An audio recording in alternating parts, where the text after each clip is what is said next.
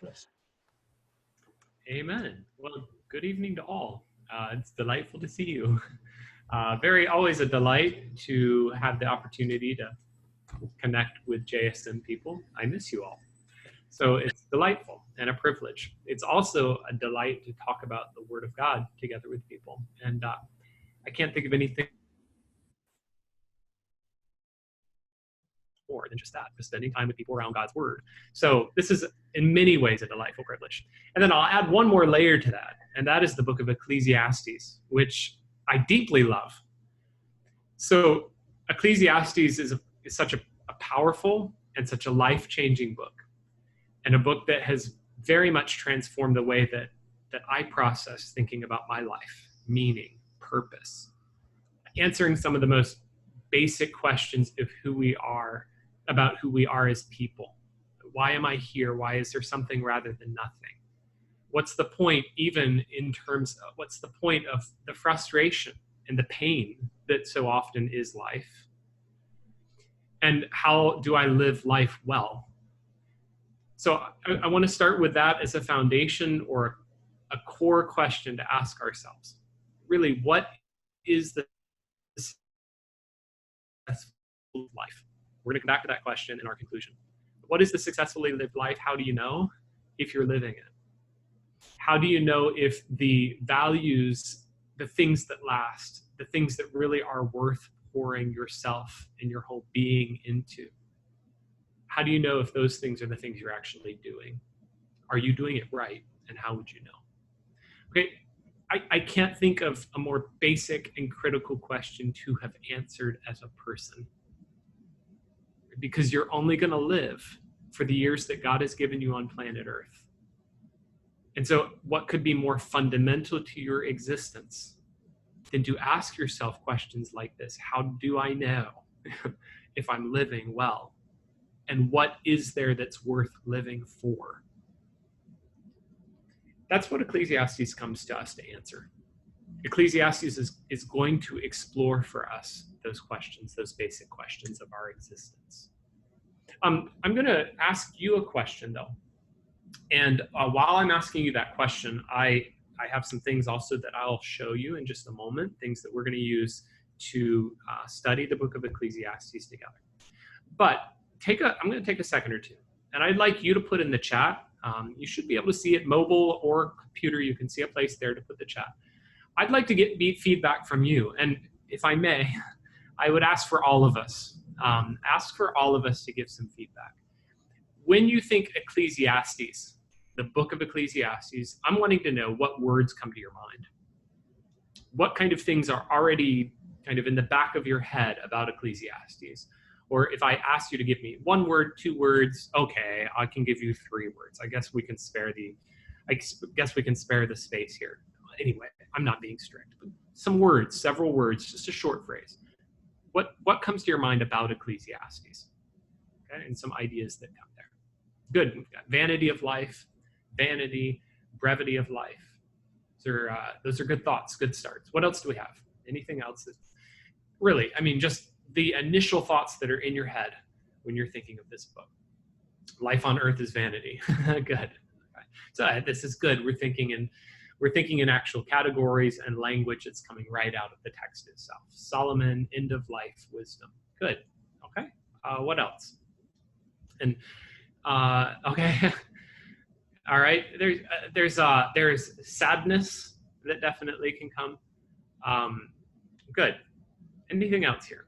Ecclesiastes is exploring sadness. I'll say this has a lot of relevance right now. I'm working on a class in apologetics. And one of the things we've processed there, we talked about Buddhism some. And so in a context where you encounter Buddhism a lot more than I do here in the Philippines. It's here, but very, very slight. So in that context with Buddhism is exploring suffering, right? And in some ways you could say the essence of the life philosophy is how do you as a person handle suffering? Okay, well, Ecclesiastes overlaps with that a good bit. Suffering, pain, injustice. The world is not right. It shouldn't be this way. Okay, some ideas there. Well, I count 1, 2, 3, 4, 5 answers. 6, we're up. Okay, we have another. I'm happy to invite all of us. Let's see more of us give some thoughts here. God must be the center of our lives. Good, I like that. And I'll talk about why in a little bit. That's great. Man is ignorant of God's timing. Enjoy life and honor God. Great thoughts, great ideas. Good. Okay, good things. Keep on thinking and keep on putting in some thoughts or answers that come to your mind there while I show you some things that I want you to be aware of, some things I just want you to see and know that we have available. So the first is this.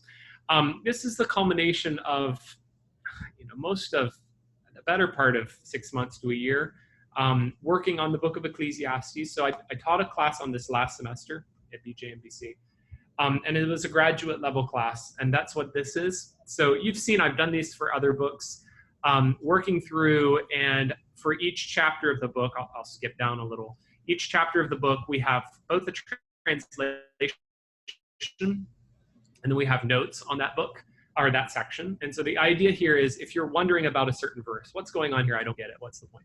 Okay, then you've got the footnotes below.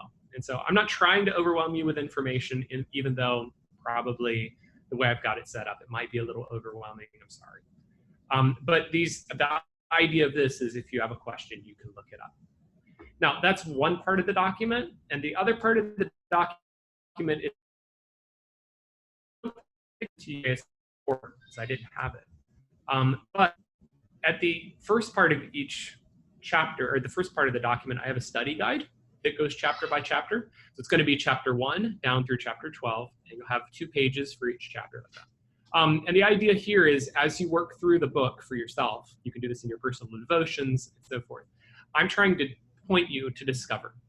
The way this is going, I'm going to ask you that question. Look at that. Pay attention to that. Do you see that? Look over there. See that?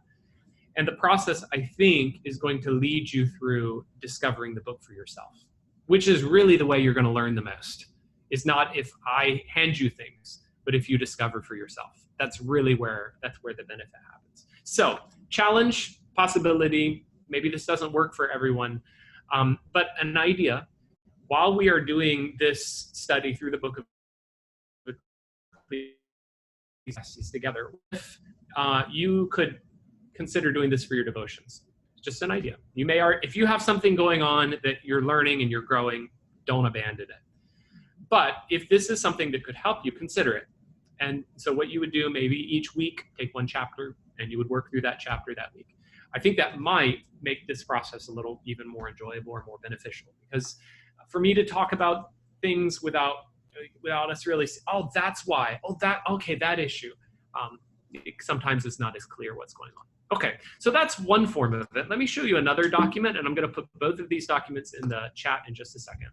And the second document is my attempt to put a guide to Ecclesiastes in one page. Now it's kind of crammed here, so there's a lot of text on the page, and that again might be a little overwhelming. But the idea here is just a simplified outline, a really simplified outline, probably an oversimplified outline. But anyway, it gives you some structure there, and then some important ideas that come up. And so you can read through and kind of get a little bit of an introduction to an idea. Here's something that I think if I was going to pick, I would say this is really the place to look at. And that is important patterns to look for and highlight as you read the book. And what's going to happen here, if you wanted, you could read through the book highlighting vanity, highlighting joy, highlighting work. See? So you could do each one of those themes and with a different color or something. And as you read through the book each time, I think you would see these patterns just popping out. There's a bunch of them, and they're all over the place. So you'll notice those. The last thing is an attempt to put that in graphic form.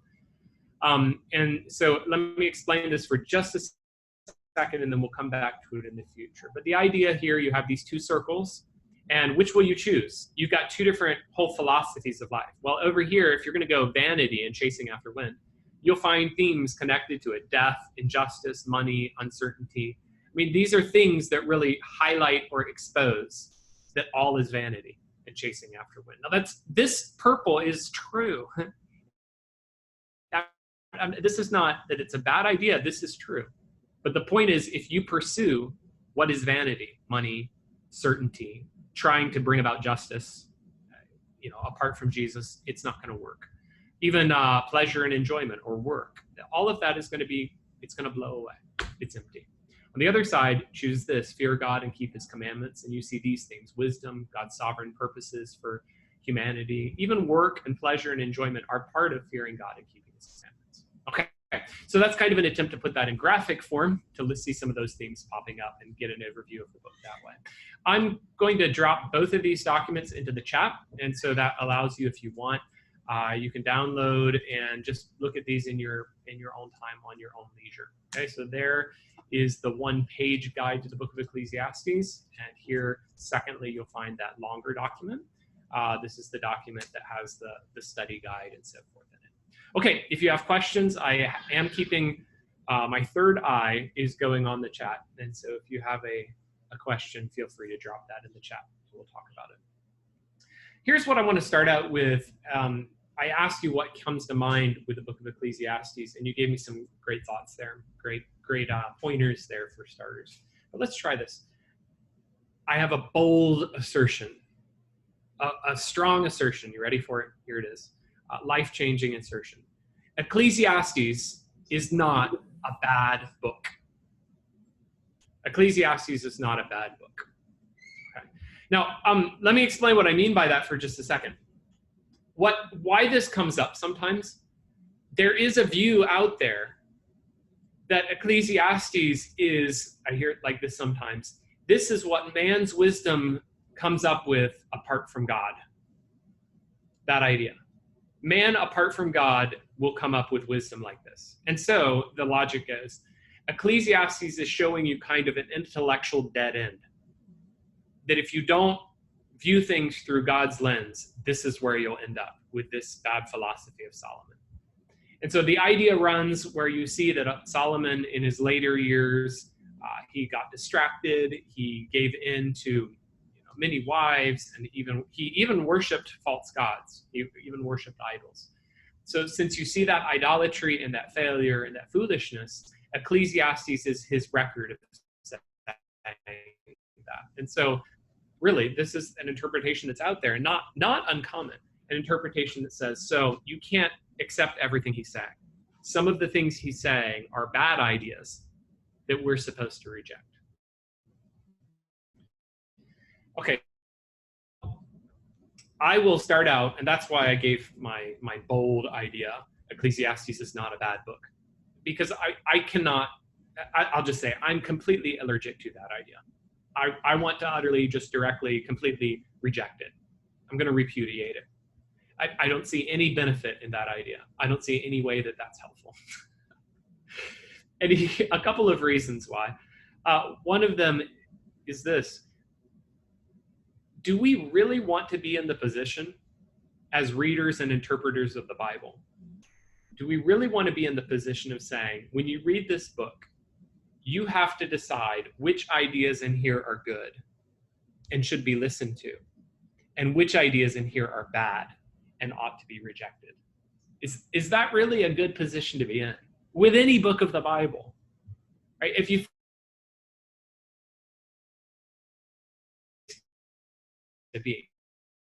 you've got to decide, do you agree with these ideas or do you reject them as wrong? Can we imagine that God would have given us a book of the Bible that was on purpose full of bad ideas that we were supposed to reject? And more significantly, that he did not make that clear somehow in the book. See, I can allow for an idea that God sometimes quotes a false teacher, right? He say, and so said, and then he tells you what that so-and-so said, and that's something that they said is bad. Or let's say like the book of Job, where you have this dialogue back and forth. And so maybe one of the things Job's friends say, one of the things the friend says is not correct, but it's quoting him. I get that idea. So you can do something like that. But if so, I would expect that Ecclesiastes itself somewhere would tell you. And so here's the idea, but it's not good. Something like that. Okay. Do I have something like that in the book of Ecclesiastes? Well, here's the closest thing I have. I actually have a statement in Ecclesiastes that's kind of like a summary or an evaluation statement. It's a statement that tells you how, within Ecclesiastes telling me how I should think about Ecclesiastes. Ecclesiastes saying, when you read me, here's how you think about me, how you should evaluate me. Okay, I'll read it, we'll look at it. You tell me if this is my idea or not. Okay? So Ecclesiastes chapter 12, verses 9 through 11 says this: besides being wise, the preacher also taught the people knowledge, weighing and studying and arranging many proverbs with great care. The preacher sought to find words of delight, and uprightly he wrote words of truth. The words of the wise are like goads, like nails firmly fixed are the collected sayings. They are given by one shepherd. That's the way the book ends. Now you tell me, based on that statement, does that lead you to tend to think that Ecclesiastes is offered to you as like a bad example of bad thinking that you ought to reject? Or, as I would say, do you think that this book is telling you, here is good wisdom, precious to be had, to be listened to, accepted, and obeyed? Based on that, if that's our example. Okay, so I feel pretty safe. No, I feel utterly confident, very safe, totally safe, in saying that Ecclesiastes is not given to us as a bad example of bad wisdom or bad thinking to be rejected, but that everything in this book is wisdom from the hand of God given to us to follow. Okay, well, good. Now, maybe I hope you feel like that is enough of a demonstration of the idea that this is not a bad book. Now that I've made my case, let me show you why some people think this is a bad book. Okay, and what I'm giving you now is a set of references that this is why some people turn away from the book and say, well, there must be something wrong, or there must be some reason to reject it. So here, let's look at a few examples. Ecclesiastes 3, verse 18. I said in my heart with regard to the children of men, that God is testing them that they may see that they themselves are but beasts. For what happens to the children of man and what happens to the beasts is the same. As one dies, so dies the other. They all have the same breath, and man has no advantage over the beasts, for all is vanity. All go to one place. All are from the dust, and to dust all return. Who knows whether the spirit of man goes upward and the spirit of the beast goes down into the earth? Who knows? How can you know? So what do you think that means? I mean, you hear the stuff that's problematic there? That God is showing them that they are but beasts? What happens to the children of man and what happens to the beast is the same? As one dies, so dies the other. I mean, they all have the same. Man has no advantage over the beast, for all his vanity. So basically, we're doing like a secular materialism. There is nothing but matter in motion, I guess. You know, we're just animals. Basically just animals we're animals that know how to talk and read and stuff. But, you know, is that what Solomon is saying? See, so this is one of the passages that, it troubles us. And it kind of seems like it's going against other passages. I mean, 1 Corinthians 15 for one, right? All right, well, we'll move on. All right, how about, let's do this. If that's troubling, how about let's go to another troubling passage. Maybe that'll make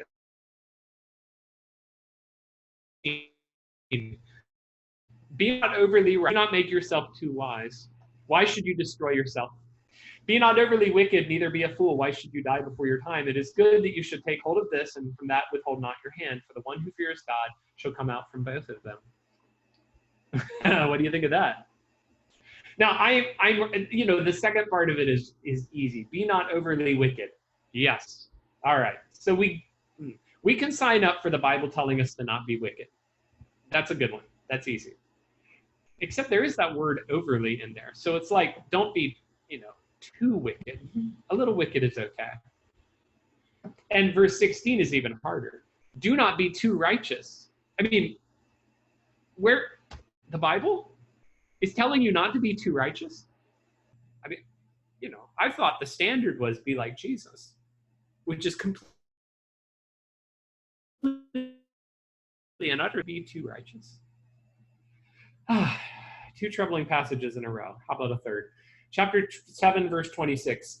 And I find something more bitter than death, the woman whose heart is snares and nets and whose hands are fetters. He who pleases God escapes her, but the sinner is taken by her. Okay, so this is like the strange woman of Proverbs, right? The adulterous woman. That's what this is. Great. Okay, perfect. No problem. We got that one. Verse 27, behold, this is what I found, says the preacher, while adding one thing to another to find the scheme of things, which my soul has sought repeatedly, but I have not found. I have not found this thing. I have not found, or one man among 1,000 I found. And his idea, I think, the way I'm reading this, a wise man. I have found one wise man among 1,000, but a woman among all these I have not found. This alone I found, that God made man upright. They have sought out many schemes. So is this an example of Solomon being misogynistic? Is this an example of Solomon hating women? Okay. We know that he had so many wives. And so it is the idea that he's married to all these people, and then, at the end of his life, he looks back and he just basically hates women. And so he has this place in here, among people, one man in 1,000 is wise, but he says, I can't even say that of women. And so kind of an idea, there's more, like men are wiser than women or something like that. Does that sound like a biblical notion? No, I'll just tell you now, just so you don't wonder. My reading of this passage is not that. Okay. There's another way, there's a right way to read this passage, and it's not that men are wiser than women. The biblical thought on that is all people are messed up. And they come, generally in about the same shape and size as sorts. Men, women, ethnicity, gender, background, whatever, people are messed up. But the gospel is powerful, that concept. So, but what does that mean? We've hit 3 passages in a row that are troubling. We'll do one more. Ecclesiastes 2 verse 8, I also gathered for myself silver and gold, the treasure of kings and provinces. I got singers, both men and women, and many concubines, the delight of the sons of men. And that's him writing about his journey searching for wisdom. Whew, troubling. So, what do we do? And that is why some people just dismiss the book. Because you have these passages that are really difficult and challenging. Some people find it easier just to say, well, this is the views of a jaded old man.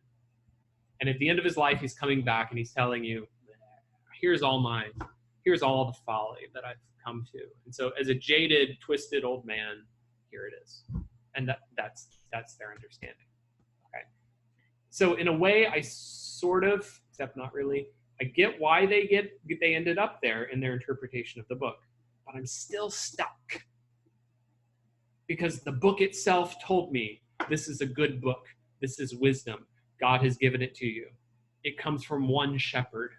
Right? These are wise words, not foolish words. And by all means, oh my goodness, if part of our interpretation of Scripture is some of the books are good, some of the books are bad, we really do have a problem in our view of Scripture, if that's where we end up. So we're going to need to figure out how to understand those passages, I think. I think we're going to need to figure out what those 4 passages and a bunch more actually mean. If we're going to understand Ecclesiastes, we'll have to work through those passages. Well, unfortunately, I can't tonight. That's why I want to invite you on this journey with me. I want to invite you on the journey of working through Ecclesiastes together. I want to invite you to work through chapter by chapter, theme by theme, and week by week, what I'll do is I'll take different themes from the book. We'll trace those through the book, and then I'll also connect as we go. I'll connect into some of these passages. And in the process, we're going to end up exploring, learning what those passages mean much more significantly. We're going to end up discussing and finding the basic purpose of life, the reason for my existence as a human, and the most important things that I must do in following my God. Okay, I'll pause for a question or a second for any questions or any thoughts or responses that you have. If you have those, drop those in the chat. And I'll move on to a second topic in just a second, but I want to give you the chance to start out with this. What we've done so far, I asked you what comes to your mind when we think of Ecclesiastes, big ideas that come to your mind there. I've given you a couple of resources. So a study guide and then a page by page, kind of chapter by chapter. You could cheat if you were really, it's not cheating, it's fine, go for it. I just told you it's okay to cheat, go for it. You can, if you want, go through and look at those passages that I showed you. If you're curious, what is this it's talking about? These troubling passages. You could go and look at those notes. And in the notes, I'll explain my view. But we'll do this more. in the future. And then what we've done also is we ended up with this grand, bold conclusion: Ecclesiastes is not a bad book, which should be obvious, I think, except it's not. The common view is out there that this is bad thinking to be rejected. So I want to absolutely say I do not agree with that notion. Ecclesiastes is a good book given to us by the hand of God.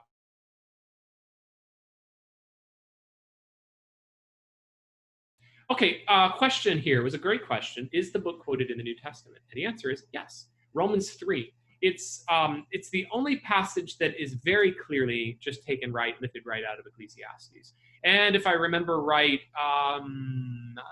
let's see. Maybe it's the no one. Let me come back to it, and I'll tell you exactly which passage it is. But it's in that list, Romans chapter 3, verse 11 down to 18. There's one of those that is taken right out of Ecclesiastes. So yes, the answer is there is a New Testament quote. The other thing is, here it is, I found it. There's not a righteous man. This is Romans 3, verse 12. All have turned aside together. They have become worthless. There's no one who does good, not even one. And one of those phrases matches up with Ecclesiastes 7:20. There's not a righteous man on earth who does good and never sins. So we have that, and there is that connection across. The other thing that I think is maybe more significant, do you remember this is the really commonly quoted, commonly discussed statement in Colossians? Let's see. I'm not coming up with it. It's Colossians 3, but I'll pull it up myself here. And it's the verse, the statement that tells us to diligently work. And so we work as to the Lord. Whatever you do, here you go, Colossians 3:23. Whatever you do, work heartily as for the Lord and not for men, knowing that from the Lord you will receive the reward of your inheritance. So that statement, and why should I look at it and not show it to you? How about that? There we go. So we can look at it together. Whatever you do, do your work heartily for the Lord. Well, that matches up with the statement in Ecclesiastes 9. And this is the statement: whatever your hand finds to do, do it with your might, for there is no work or thought or knowledge or wisdom in Sheol to which you are going. So if you put those statements together, it's not exactly a quote, but it's enough similarity that I'm fairly convinced that between Ecclesiastes 3, verse 10 and Colossians 3, verse whatever it was, I already forgot the reference, that those two there's something similar going on between those two. Okay? So if that helps any, I think that's where I would go with that as far as the connection between the two. Colossians 3:17 is the Colossian side of that. Great question. Thanks. Anyone else? Is there a view that it is not canonical? Great question as well. There has been. There were times in the Jewish, like pre-New Testament and post-New Testament even, there were times when some Jewish sources questioned whether it was canonical. And then probably more famously, Martin Luther tossed out the question, is it really canonical or not? So yes, this is one of the books in the Old Testament canon. Ecclesiastes and Esther have been most kind of questioned in some way. As far as today, not so much. I'm sure that there is some spin-off group somewhere that rejects it as canonical, but today, for the most part, people recognize it as canonical. So, unless you go to a liberal or something like that. And I've read some liberal commentators that will say things like, on this point, Solomon is going against what they'll call is like Torah, the Torah view of Judaism. In other words, basically, Solomon is disagreeing with Moses. Of course, they don't think it's Solomon either that wrote it. Solomon is disagreeing with Moses. And I absolutely, utterly, completely, of course, reject that notion as well. There's a lot of places in Ecclesiastes that show us he's absolutely agreeing with the rest of Old Testament faith. But you're correct. There have been a few times, sometimes in history, when people have questioned the canonicity of Ecclesiastes for these reasons, because some of these things are troubling. Great questions. Thank you.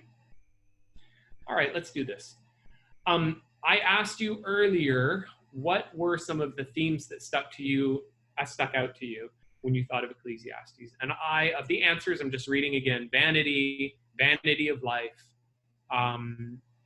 life on earth is vanity, and then it's related to that brevity of life. Okay? So out of, I think, the 6 answers that came in, 3 of them mentioned vanity.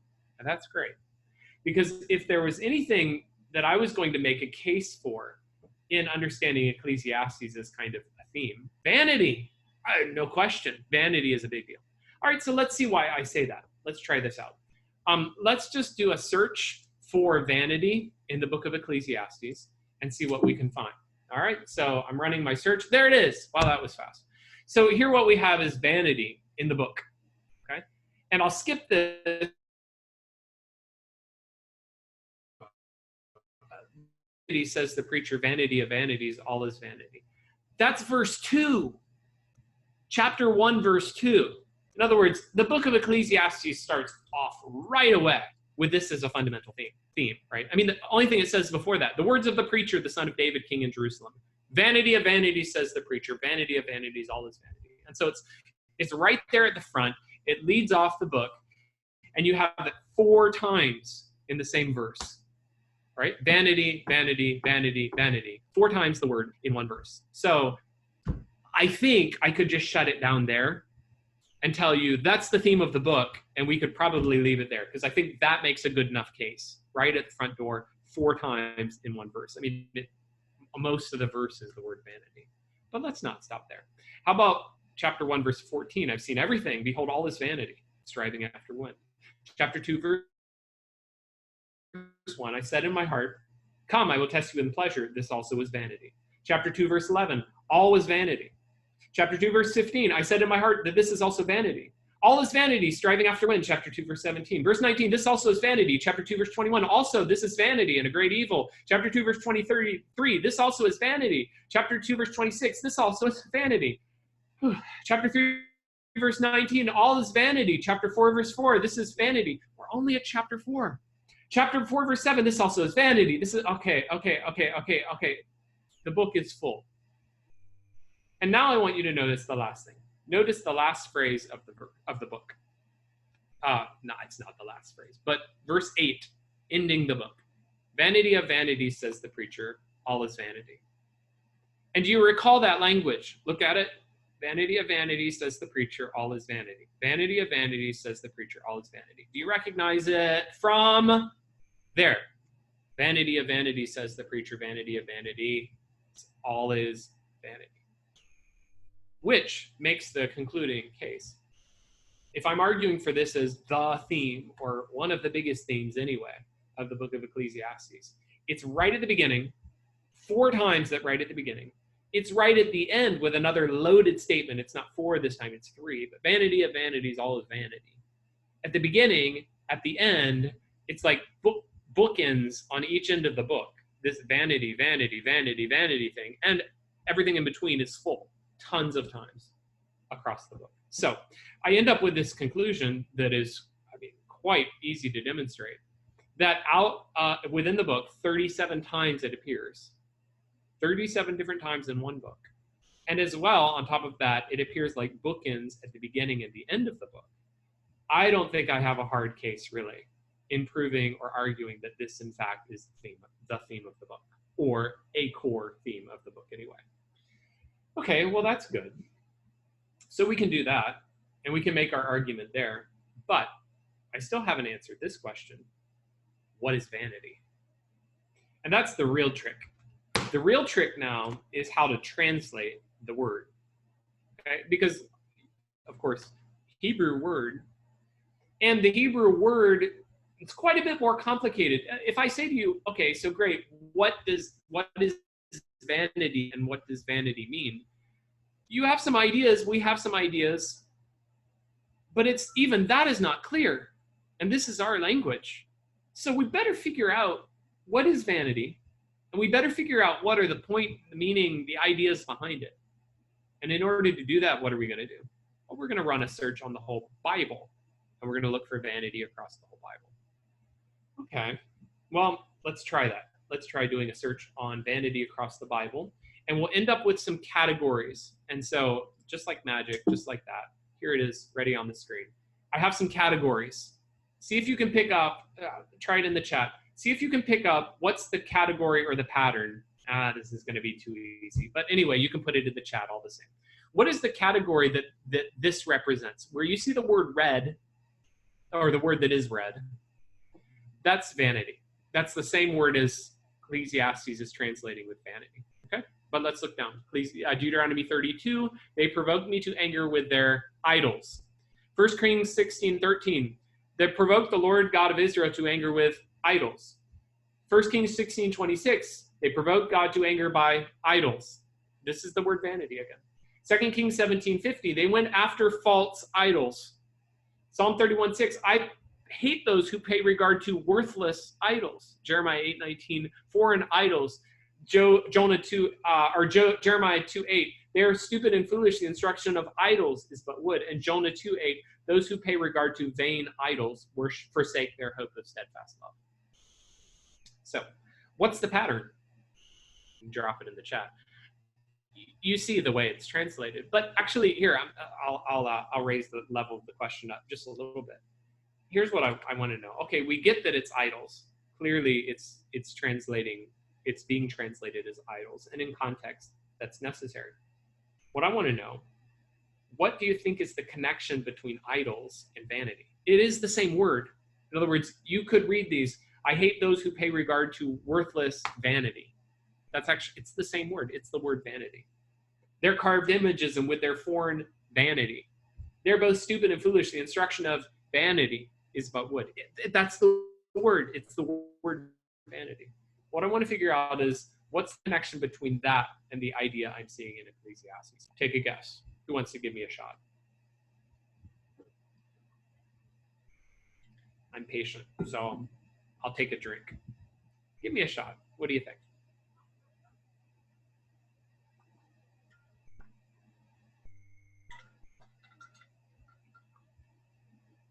Be courageous. Toss it out there.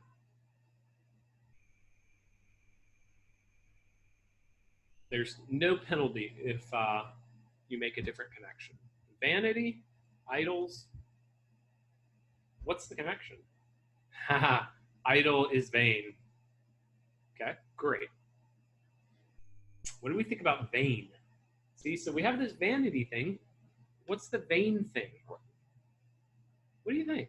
I mean, yeah, I'll scroll back through here. Look up the page. Some of the ways that these are getting used. All right, so I'm gonna see if I can pull up. Here's our emojis, and we're gonna pull up a blue ribbon. Do we have a blue ribbon emoji? We do. All right. So here I'm awarding a blue ribbon there to Joyce Young because she got it, and I need to give an award another one to it's PPSEAH. So I'll drop another one of those in there. Because both of you are nailing the idea. Empty. So I've got 2 ribbons in there. Congratulations. Empty is the idea. Emptiness is the core concept that I'm doing with both of these. You see this, things like worthless idols, false idols. Even down here, down to the bottom, those who pay regard to vain idols forsake their hope of steadfast love. It's like this. When I'm making the connection between vanity and idols, the idea is you're putting your trust in something that is nothing, right? There's nothing there. It's like a shell of emptiness. It's like a container full of air. It's like you're trying to cling to something that has no substance, no reality. And so you bow down to this piece of wood or this piece of stone, believing somehow that that piece of wood and that stone contains or represents or points you deeper to a God who can save you. And the use of this word is to say, there is nothing there. It's a rock. There's nothing more. And so if you're hoping that behind the idol is some greater reality, there is none. It's emptiness. Okay? And so those of you that answered here, emptiness, you nailed it. And I hope you enjoy your ribbons in the chat. I don't know how you can hang on to those, but they're there for you. All right, that's a great way for us to do it. All right, let's try though. There's another category that we'll discover if we start chasing down this idea. Same word, we're translating the word vanity, doing the same thing. But what we're just doing, we're trying to see how does this word get used across the Bible. So category 2 of how the word vanity, this concept that we're talking about, appears across Scripture, looks like this. I loathe my life. I would not live. This is Job. I would not live forever. Leave me alone, for my days are a breath. That's the word vanity. So my days are a vanity. It's this word. My days are a few handbreadths. My lifetime is nothing before you. Sure, all mankind stands as a mere breath. When you discipline a man with rebukes for sin, you consume like a moth what is dear to him. Surely all mankind is a mere breath. Here, this is a really good one. Look at this. No, I mean, they're verses. They're all good. But Psalm 62:9, they are together lighter than a breath. That's really captures something. They are together lighter than a breath. Psalm 78:33, he made their days vanish like a breath. God knows the thoughts of man, that they are breath. Man is like a breath. His days are like a passing shadow. That's great too. That captures something. Man is like a breath. His days are like a passing shadow. Right? And then you have this statement that we've seen in Ecclesiastes, but it's probably the same idea. They all have the same breath. Man has no advantage over the beast. All is breath. You could translate it that way. All is breath, all is vanity. And then Isaiah 57:13, a breath will take them away. Okay, so you see how that's translated, breath. Do the same thing. Make the connection for me. Drop it in the chat. I have unfortunately given away all my ribbons for tonight, so I can't give away any more ribbons. Even if you have a great answer, I'm sorry. But give me a thought. What do you think? Make the connection between this idea and the vanity thing that we see in Ecclesiastes. Okay? What do you think? Just take a guess, take a shot at it. What do you think is the link between these ideas, or how are these ideas stacking up together? I'm putting it back up here. That might even just visualizing it, looking across. What do you think? Any ideas that pop in here? Good. Transient, temporal, fleeting, temporal. Good. Okay. And someone else though. There's 2 great answers. Drop in a few more. Let's get some more feedback. It's always, we learn more, I think, when we, okay, how would I capture this word, right? How would I say this? Okay, that's good. It helps us to process. Okay, so give me another answer or two. What do we have here? We're thinking, what? Man is like a breath, like a passing shadow. They vanish like a breath. I mean, I love this. Psalm 62:9. They are altogether lighter than a breath. Good. Short for a time being. Great. Okay. I hope life without God is meaningless. Good. Any vain idol worship is temporal. Vapor here and gone the next. Okay, were I theoretically to give out ribbons, that would be the one I would give there. All of you, great answers here, but there's something really sharp about that. Vapor here and gone the next is really sharp. It's nice. Okay, good. Great thoughts. Thank you. Thank you very much for all of your thoughts. And so here, let's piece these together between the 2 ones that we just saw. Idols, it's empty. There's nothing there. It's just like poof. And then we connected that here second with this breath, right? And so there's nothing that you can hang on to. It's empty. Again, it's this empty sort of notion. Okay, good. And we could do one more. We can do a concept of just wind in general, something like that. But here's what I'm going to do. Oh, I should say about that. You can walk your way through the use of this word vanity in Scripture. Is another idea that goes. Here's what I'm going to do. I'm going to give it to you as kind of an illustration. And so let's try this. You've been probably in a place where you go out on a cold day, go out in the morning or something like that. This never happens for me ever in the Philippines. But you go out on a cold day and you breathe and you get this little mist thing, right? Pops up in front of your face.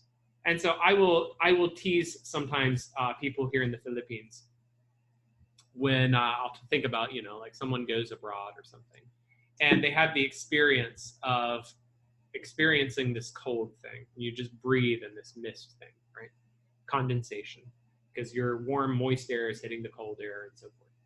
Okay, so let's say somebody goes abroad for the first time and they go out on a cold day and they breathe and this mist thing happens. And whoa, that's so amazing. I got to take this home and show my friends in the Philippines. So they come up with a plan. In order to show their friends in the Philippines what the mist looks like, I'll bring out a bottle. Okay, maybe you could even use a flask. And so, ready? Okay. So get ready, and you got your flask here. Okay, and so get a big breath, breathe it all out, and you have this big, like this, huge amount of the mist coming out. Quick, catch it. I got a handful of it.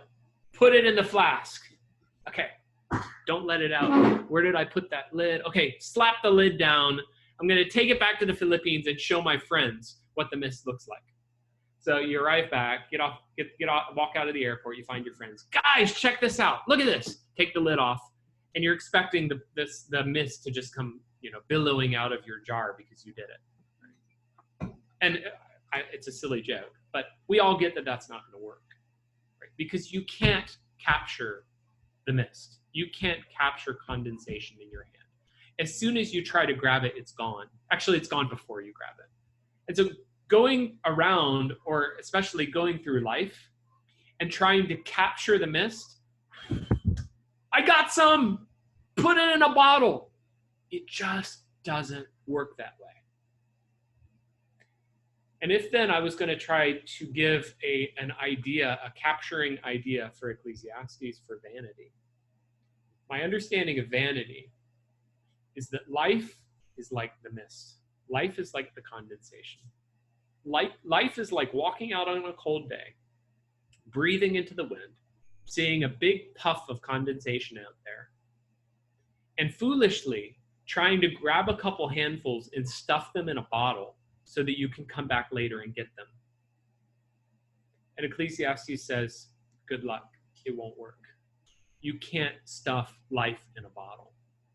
As soon as you see it, as soon as you experience it, it's already gone. As soon as you recognize, ooh, look, pretty, condensation, it's over. And trying to go through life and stuffing it into a bottle is pointless and frustration. You'll just drive yourself crazy. Life doesn't work like that. It's too fast. It's already gone. You don't have time to stuff it in a bottle. Here are some supporting ideas if I'm thinking of Ecclesiastes and this notion. Main ideas. Number one, frustration. I'm thinking definitions of vanity. I would do definitions of vanity something like this. Frustration. In other words, in a real way, life, you discover as you work through it, it's going to be frustrating. And frustrating in terms like this, it shouldn't be this way. Very much a part of the way we find ourselves talking, right? We see something and it's not right, it's not just, it's not fair. And so the answer is, it shouldn't be this way. Frustration. Number two, transience. Why does life go by so fast? I mean, this is a really old idea. You've heard of Seneca? So he's an orator. And we're stretching back a good solid 2,000 years now. And Seneca starts talking about, why does life seem to go by so fast? 2,000 years ago. And lots of intellectuals have obviously observed this, but it doesn't take an intellectual to observe it. Any of us, get out 20, 30 years or something, and you're, whoa, I'm already what? I'm already 35. I'm already 40. I'm already 50. I'm 65? Right. What? Why does life go by so fast? Transient. And enigmatic, which is like a puzzle. It doesn't make sense. By this, I don't mean it's a different idea than frustration, right? Frustration, it shouldn't be this way. The world is unjust, that sort of idea. It should not be like this. But here, the idea of it doesn't make sense is more like, I can't figure it out, right? I live here and I experience stuff and I exist as a human, but it doesn't make sense to me. And all three of these ideas are so basic to our existence as human beings, we can't deny them. This is reality. This is life. This is what we face, right? This is vanity. This is the essence of life. And Solomon's conclusion, when he's going through this book together with us, is, see that? Frustration, transience, enigmatic. All of life is like that. All of life works this way. It's frustrating. Well, how's that for a good introduction and encouragement for the book? Let's do this. Let's go to Ecclesiastes chapter 1. And just a few minutes here, so we'll do a few things here. As I'm turning there, if you've got a question or a comment, drop it in. I'm happy, of course, to answer any of your questions. So feel free. If you want to take a second, drop a question in there. and I'll do my best to address it. If I have an answer, I'm happy to discuss it with you. So we're going to Ecclesiastes chapter 1. We're going to look for just a few minutes, take a little look at what we have going on at the introduction or the start of the book. Ecclesiastes chapter 1 starts us out here. The words of the preacher. The words of the preacher, the son of David, king in Jerusalem. I'm not going to spend time with this per se, but just so you know or recognize, there are people that deny that Solomon actually wrote the book. And so this is a pretty good start at the very beginning to recognize the son of David, king in Jerusalem. That's nobody else but Solomon. And if you want to compare to Proverbs 1, there's some reasons like that. So this is why I do strongly believe that Ecclesiastes is written by Solomon, even though some good evangelicals deny it. Good commentators, smart people, they'll deny a lot of things about Ecclesiastes, unfortunately. Vanity of vanity, saith the preacher, vanity of vanities, all is vanity. What profit hath a man of all his labor which he taketh under the sun? I would summarize this statement right here. What's the point? Life is frustrating. Life is hard. What's the point? And daily living. You're working hard, saving, trying to plan, but where's it going? What's the point? And that continues on with verse 4. One generation passes away, another generation comes, the earth abideth forever. The sun rises, the sun goes down, it hastens to the place where he rose. In other words, every morning the sun comes up, it goes across, it goes down, goes back around, circle, circle, circle. The wind goes toward the south, it goes around to the north, it whirls about, big circle. The wind returns again according to his circuits. All the rivers run into the sea is never full. To the place where the rivers came, there they return again. And so all of these verses are doing, pretty easy to recognize, a nature kind of observation, right? You know, we talk about the water cycle, and winds, meteorology, and the sun going around, and the moon, and all these cycles. Okay, but what's kind of the point of all of these comparisons? There's a lot of activity. There's a lot of motion. Sun, go down. Sun, up, down, up, down, up, down. But at the end of the day, it just keeps on going around like this, right? And there's a lot of motion and a lot of activity. The wind, blow, blow, blow, blow. But at the end of the day, it's just went around in a big circle. And there's a lot of motion and a lot of activity. Water go up, or across clouds, rain, back down, up, back, okay, circle, circle, circle. But at the end of the day, it just keeps on going. And so verse 8 now applies that to people. All things are full of labor, so deeply that you can hardly even say it. It's the vanity of it is so frustrating. Sometimes you can't even articulate it. The eye is never satisfied with seeing. The ear is never filled with hearing. I mean, idea like this. I like travel. I enjoy going places and seeing things. I love art. My wife and I got to go to some fabulous art museums this last summer. Just loved it. I love music. Every day of my life, I'm listening to music. But you never see the great painting and then you never have the desire to see again. And no matter how many places you go to and see beautiful things and great architecture or whatever else, then you got to go to that place and check that one out. Oh, and you haven't been there yet? Oh, you got to go there, right? And no matter how much great music you listen to, you haven't heard that piece. You've never explored that one. So no matter what amount of effort you pour into it, it just keeps on draining back out. It's like trying to fill up a sink with the drain that's not plugged. It just goes right out. But not just that. Verse 9, that which has been is that which will be. That which is done is that which shall be done. There is no new thing under the sun. Is there anything whereof it may be said, see, this is new? It's old. It's already been of old time, which was before us. And add this, there is no remembrance of former things, neither shall there be any remembrance of things that are to come with those that shall come after. Okay, and very direct application of this goes like this. We look around us, particularly in our world, because we have innovations, technologies, and things, discoveries happening all the time. We walk around, we see that, and we have a feeling like somehow our time, our period of being alive is somehow unique and different. The world is changing, incredible. This is going to be such a memorable, important part of world history. And Solomon says, okay, that's cute. They invented some new stuff. That's nice. But nothing really changed.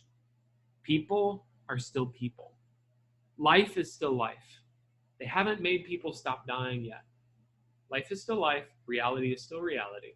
And in the end of it all, yeah, nobody will remember anything different about now, because everything that comes after replaces everything that is now, and it all just goes away. Most importantly, we ought to reject the lie that our day and our time is different. The basic realities of human life and struggle are completely unchanged, and more fundamental than that, we won't be remembered. None of us will. Well, how then is this any kind of encouragement or any kind of help for life? And here's what I'm going to do. I'm going to give us some kind of, if you want to think of them as applications or some conclusions for us to start off with for our study of the book of Ecclesiastes. I'm hoping some conclusions here that leave us with a sense of admiration or marvel or wonder at the richness and the beauty of this book. Start off with this. What this kind of thing does, it forces us to set aside the idols of our hearts. We have all kinds of broken ways to establish meaning for ourselves. We have ways that our culture and our world teaches us to think about the successful life. And so we walk around anesthetizing ourselves, like giving ourselves shots, basically trying to numb the pain with cultural lies about truth and meaning. Right? And so here are lies that our world sells us about what is the good life, how to be successful, things like this. Number one, the successful person is the person that's strong and healthy and a great looking body and super cool. Okay, but how's this for nullifying that? That guy's going to get old. And he's not going to be healthy someday. And then he's going to die. And that's never cool. How about this? The successful person is rich. He can buy anything he wants. He doesn't have a frustrating job. Okay, but how about this for an Ecclesiastes answer to that? That's not realistic. Money doesn't satisfy. If you have everything, you'll just wish you had more. And after that, you'll die. The successful person is smart. They figured life out. They have answers. They get it. Okay, here's Ecclesiastes. Nobody has answers like that. Life is too big for anybody to understand, even a small part of it. And the truth is, even if, hypothetically, they were truly super wise, reality of the world is this. The world is full of people that are not and won't listen. And so even if, hypothetically, fine, let's just follow a fantasy, pretend that you did have all the answers. If you did have all the answers, they wouldn't listen. How about this? The successful person is popular, universally loved, has all the relationships he could hope to have. Everybody thinks that he's wonderful. Everybody follows her on Instagram. Here's the truth. The followers don't actually care about him. Eventually, when he, she is not popular or cool anymore, they'll just switch to a different celebrity. Popular as you could be, you'll be forgotten. Now, I think those four things give us four pretty common lies that are put in front of our faces as kind of a, but this is life. This is what you have to have. All of those things have this at their core. The earth moves on. The earth wipes everything away. And then it's over. So Ecclesiastes starts us out, whatever props we have in our mind, that give us this sort of sense of feeling that, okay, my life makes sense. I'm going to succeed. I have it. I found it. I grab it. Yes. Stuffing the wind in the bottle. Ecclesiastes starts out right at the beginning, and it kicks the props out from under us. And we fall flat on our faces. We look up to an empty sky in shock, and we have to admit, oh, whatever I was trying to grab, it's empty. It's vanity. There is nothing there. It's just air. I was clinging to an idol, and there was no reality to it. I was holding on to breath, and when I actually grabbed it, my hands came up empty. I was trying to stuff the smoke in the bottle. And when I opened up the bottle, all the condensation was gone. Because whatever I'm pursuing, popularity, health, wealth, intelligence, it's impossible. I can't get it. I can't have it. I can't keep it. And where this study of ours is going to go, as of course I'm sure you've guessed and as you know, where this study is going to go is that after kicking the props out of our confidence, he takes us here. Let us hear the conclusion of the whole matter. Fear God, keep his commandments. This is the whole duty of man. God shall bring every work into judgment with every secret thing, whether it be good or whether it be evil. Basic, fundamental foundation for life and for our thinking about this book of Ecclesiastes. Whatever you pursue, whatever you want to have, will turn out to be empty. There is only one thing that turns out to be something beyond an empty shell. It's fearing God and keeping his commandments. That's it. You want to live a successful life?